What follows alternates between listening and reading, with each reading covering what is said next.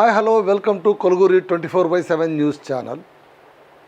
ప్రతి ఉద్యోగి నెల రోజులు కష్టపడేది కేవలం ఒక రోజు కోసం, అది నెల మొదట్లో.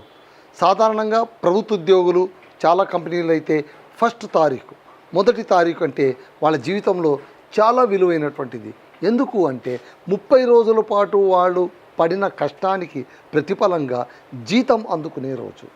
కొన్ని కంపెనీలు నెల మొదటి వారంలోన 7వ తారీఖు 9వ తారీఖు whatever it may be the date. So నెల రోజుల పాటు కష్టానికి తగిన ప్రతిఫలం అందుకునే రోజు కాబట్టి ఆ రోజుకు చాలా ప్రాధాన్యం ఉంటుంది. ఆ రోజు ఆధారంగానే వాళ్ళు అందుకోబోయే జీతం ఆధారంగానే చాలా లెక్కలు వేసుకొని ఉంటారు. చాలా అప్పులో లేకుంటే ఇంకొకటో ఏదో ఒకటి తీర్చాలని వాళ్ళు ఎదురు చూస్తూ ఉంటారు. సో వేతన శర్మలు అంటారు వీళ్ళని. వేతన శర్మలు అంటే ఏంటి? జీతం కోసం ఎదురు చూస్తూ ఉండేవాళ్ళు అని అర్థం. చాలామంది సాధారణంగా చమత్కారంగా ఒక మాట అంటుంటారు. ఒక ఉద్యోగిని అడిగారట, మీకు 1వ తారీఖు కాగానే వెంటనే గుర్తుకొచ్చేది ఏంటి? సాధారణంగా వెంటనే జీతం అందుకునే రోజు మీకు ఏది వెంటనే కళ్ళెదుట కనిపిస్తుంది అంటే, నాకు జీతం అందుకోగానే నా కళ్ళెదుట కనిపించేది అప్పులాళ్ళ గ్రూప్ ఫోటో అన్నాడు. ఒకరు కాదు, ఇద్దరు కాదు, ఒక 10-15 మంది అప్పులాళ్ళ గ్రూప్ ఫోటో కనిపిస్తుంది. అందుకోసమే ఈ జీతం ఎందుకయ్యా అంటే వాళ్లకు పంచడానికి. సో నెల మొదట్లో అందుకునే జీతం వెంటనే పంపిణీ అయిపోతుంది.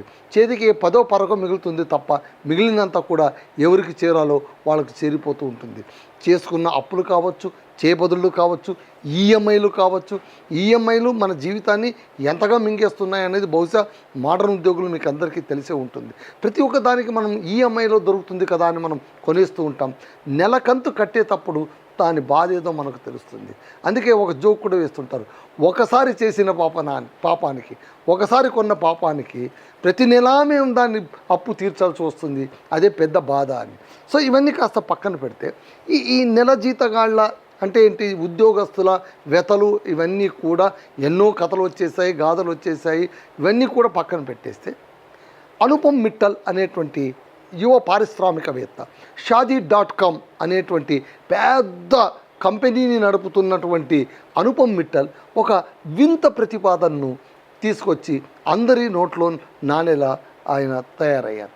ఆయన చేసిన వింత ప్రతిపాదన ఏంటంటే, మనం ఉద్యోగులకు నెలకు ఒకసారి జీతం ఇస్తూ ఉన్నాం. నెలకోసారి మనం ఇచ్చే జీతం అది వాళ్ళ ఆర్థిక వ్యవస్థను, వాళ్ళ ఆర్థిక భద్రతను, వాళ్ళ జీవిత భద్రతను ఎంతగానో ప్రభావితం చేస్తుంది. మనం ఇచ్చేటువంటి జీతం కేవలం ఒక అంకే కావచ్చు, ఒక సంఖ్య కావచ్చు. It may be a simple transaction, అంతే కదా, ఒక క్రెడిట్ ట్రాన్సాక్షన్. మన దగ్గర ఉన్నటువంటి డబ్బు కొద్దిగా ఎదుటి వాడికి వెళ్ళిపోతుంది అనే అనుకుంటే అది చాలా తప్పు. మనం ఇచ్చేటువంటి డబ్బు ఎదుటి వ్యక్తి జీవితాన్ని ప్రభావితం చేస్తుంది. వాళ్ళు సర్దుకోవడాలు, నిత్యావసర వస్తువులు కొనుక్కోవడానికి, పప్పు ఉప్పు మొదలైన ధాన్యాలు కొనడానికి కావచ్చు, లేదా ఈఎంఐలు కట్టుకోవడానికి కావచ్చు, తీసుకున్న చేబదుళ్ళు తీర్చడానికి కావచ్చు, వీటన్నిటికీ కూడా అదే ప్రధాన ఆర్థిక వనరు అవుతుంది. ఒకసారి కొన్ని సందర్భాల్లోన సెకండ్ సాటర్డే వచ్చిందనో, సండే వచ్చిందనో, ఒక 2 రోజులు అటు ఇటుగా మారిపోతే, పోస్ట్పోన్ అయితే అది చాలా దారుణమైనటువంటి ఇంపాక్ట్ చూపిస్తుంది ఉద్యోగి పైన. ఈఎంఐలు సకాలంలో కట్టకుండా చెక్ బౌన్సులు అయిపోతే, ఈఎంఐలు ల్యాబ్స్ అయిపోతే సిబిల్ స్కోర్ దారుణంగా దెబ్బతింటుంది. మధ్యతరగతి జీవికి ముఖ్యంగా కావాల్సింది సిబిల్ స్కోరే.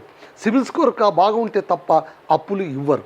సో అలాంటప్పుడు మన జీతాలు ఎక్కువ తక్కువ అయినప్పుడు సిబిల్ స్కోర్ దెబ్బతినే ప్రమాదం ఉంది. ఇవన్నీ ఉన్నాయి కాబట్టి మనం నెలకు ఒకసారి ఇవ్వకుండా నెలకు 2 సార్లు ఇస్తే ఎలా ఉంటుంది అని ఒక కొత్త ప్రతిపాదన చేశారు. జీతమేమి ఎక్కువ పెంచము. ఇప్పుడు 10,000 ఇచ్చే వ్యక్తికి 10,000 ఇస్తాం.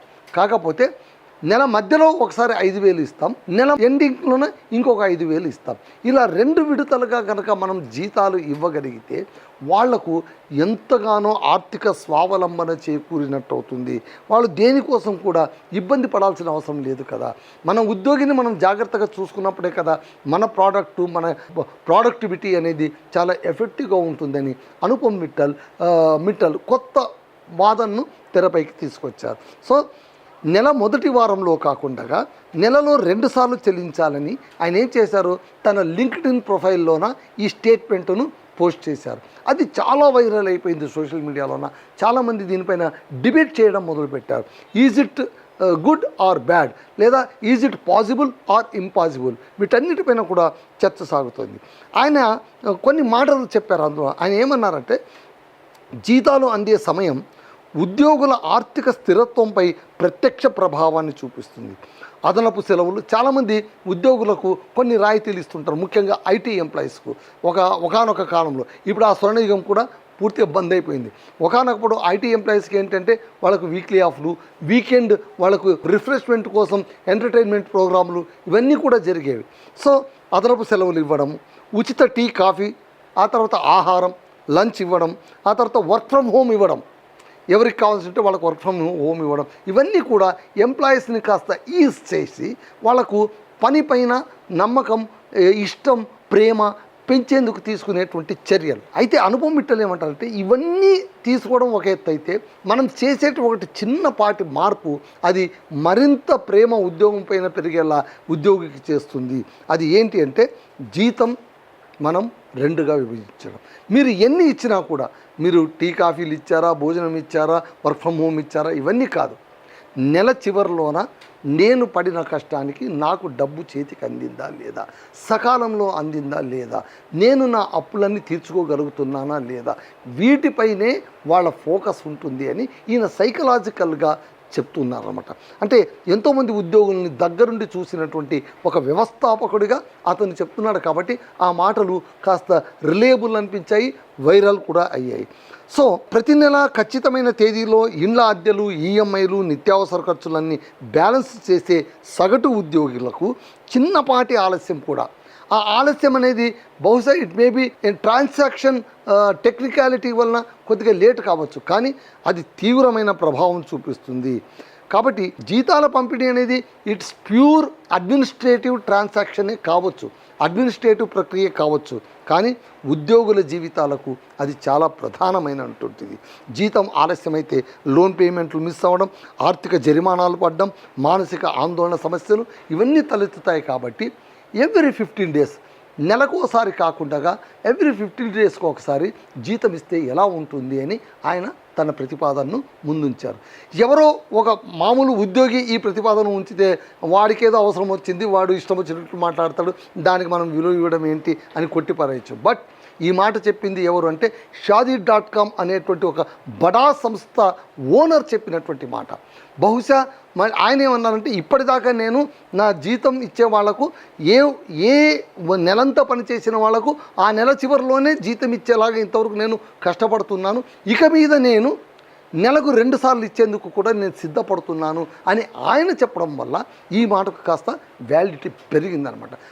లెట్ అస్ సీ, ఇవన్నీ కూడా డిబేటబుల్ పాయింట్స్. అంటే ఇవన్నీ అవుతాయా, ఈ మాటలు అనగానే కొంతమంది ఇదేదో కొత్త ప్రతిపాదన ఉన్నట్టుంది, దీనివల్ల మళ్ళీ చాలా ఇబ్బందులు ఎదురవుతాయి, కంపెనీలు నిజమే, కంపెనీలు కష్ట నష్టాలు ఎదుర్కొంటుంటాయి, ఉద్యోగులు కష్ట నష్టాలు ఎదుర్కొంటూ ఉంటారు. కష్ట నష్టాలు అనేవి కామన్, వాళ్ళ కష్టాలు వాళ్ళకుంటాయి, వీళ్ళ కష్టాలు వీళ్ళకు ఉంటాయి. మనం అంటాం కదా, పీత కష్టాలు పీతవి, సీత కష్టాలు సీతవి అని.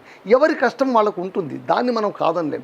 బట్ మేక్ సమ్ ఈజ్ అంటే ఉద్యోగిని కాస్త సౌఖ్యంగా ఉంచడం, కాస్త అతన్ని టెన్షన్ ఫ్రీగా ఉంచేటువంటి దారులు ఏమైనా ఉన్నాయా అని వ్యవస్థాపకులు ఆలోచించడం తప్పేమీ కాదు, ఘోరమేం కాదు, నేరమేం కాదని అనుపమ్ మిట్టల్ అంటున్నారు.